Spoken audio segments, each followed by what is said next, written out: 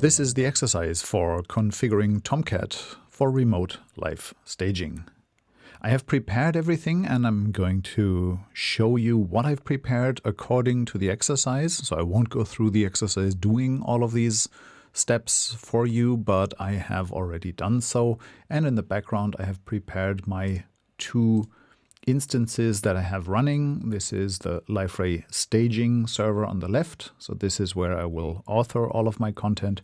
And on the right, we have our old and existing trusty Liferay Tomcat 1, which I'll be using as the live server. So this is where I'm going to publish everything once I have prepared it and created the content on the left side on Liferay staging. Let's look at the configuration, because we first start with Liferay Tomcat, the server that we already know. Let me close this to make everything very easy to see.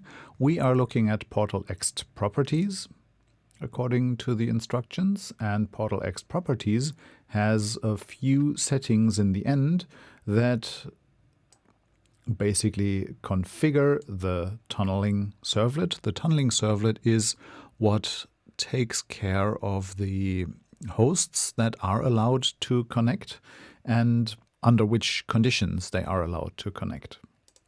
A tunneling servlet needs a secret shared key, and this will be the same key that we are using on the staging server as well. And then we'll need to tell it how we have it encoded. So all of this, everything that you see here is a hex key. And yes, it is indeed hex. That is what we have configured.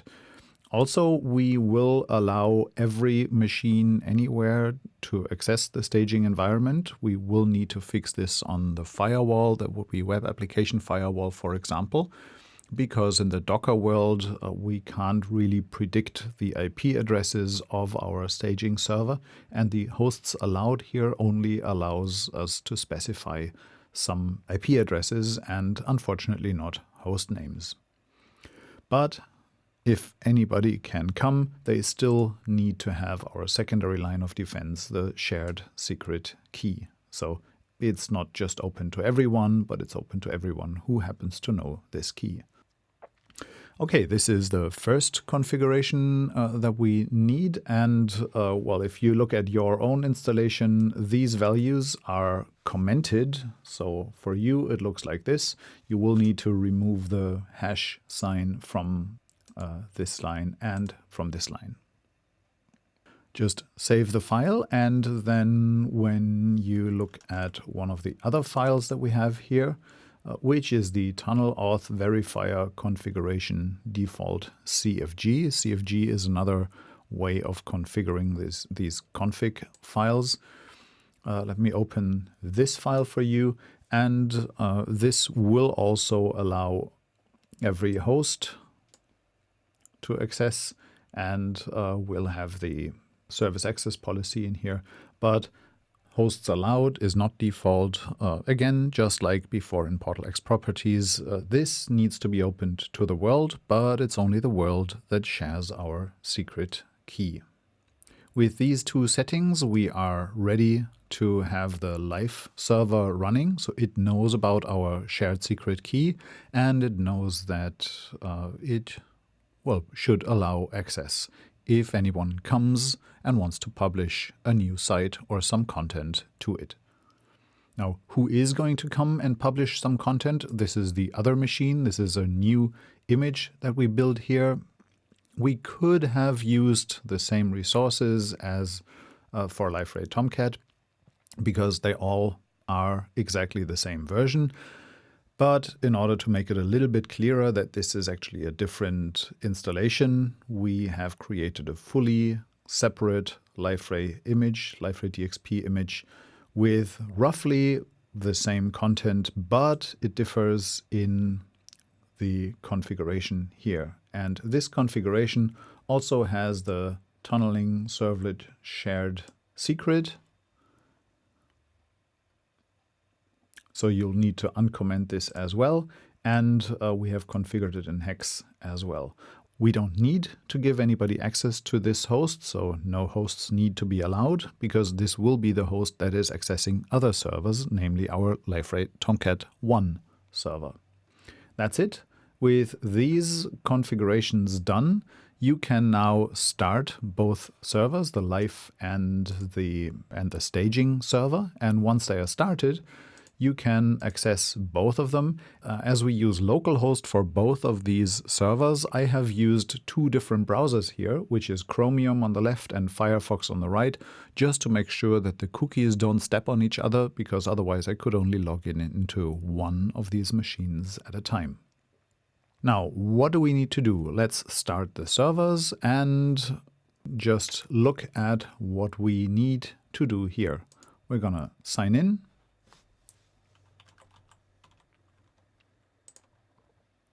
We are following the exercises, and what we need to do, we will need to log in to the production server, to Liferay Tomcat 1, and then we'll go to Control Panel, Sites, and we are creating a new site. We'll make it a blank site, and we'll name it Liferay. Notice that the default site is named Liferay DXP, so this is very similar, but it is somewhat different. Now, the next thing is we will need to remember this site ID.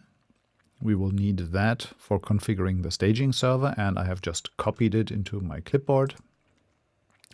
And when we look at this site right now, we have created a blank site. There's nothing in there. However, let's go over to the staging server. Now we have everything that we need. I'll sign in to the staging server as well.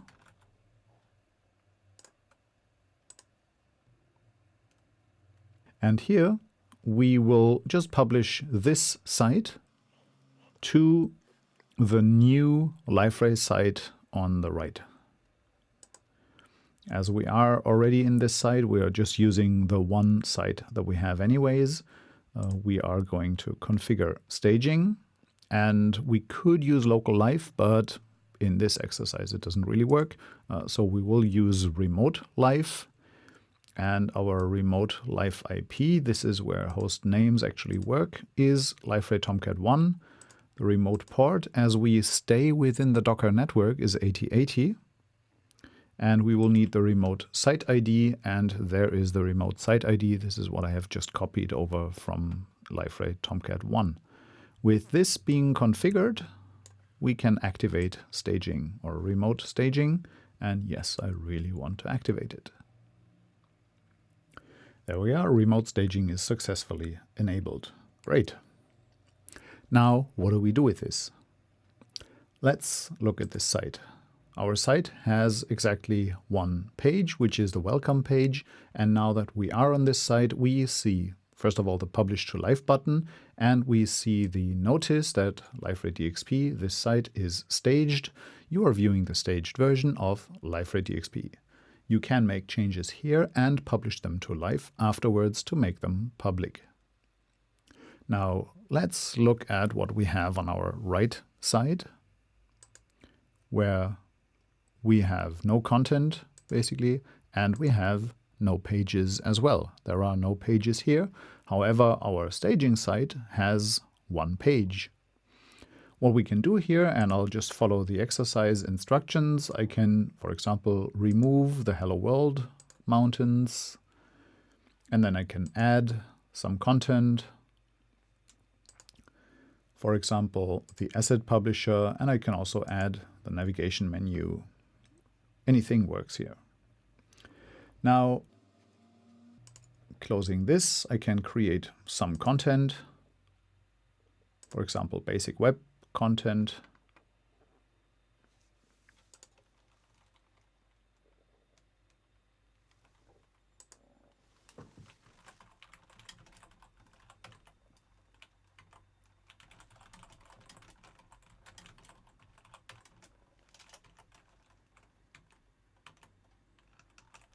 And now let me copy something. No need to write a lot, but I just want some content in any language, and Pig Latin is fine. I'll publish this just to have something, and now my asset publisher will show me in the default configuration just the abstract here, the title and the abstract. There's not much styling here, but we are currently looking for the background technology and not for making it pretty. Now with this, I can actually hit publish to live. Of course, I could create more content, images, more web content, build more pages and so on, but we have one page already here. So this shows me that I have one web content article. A little bit earlier when I prepared this video, I already had one deletion. So sorry, that still shows up here. And I have pages to publish, which is actually also just one page, just a leftover from one of the previous tries of recording this article. So I'll give it a name. And I'll publish to remote live. Now I'll see my publication going, it's in progress, and it's done. Publication successful. What do I see here? Well, I don't see anything here, but now going back to this site, I can check what kind of pages I have, and if I just see them again, I do have these pages again. The welcome and our search page, which was published. This was the second page that was published. It's invisible. Good. Let's look at the content.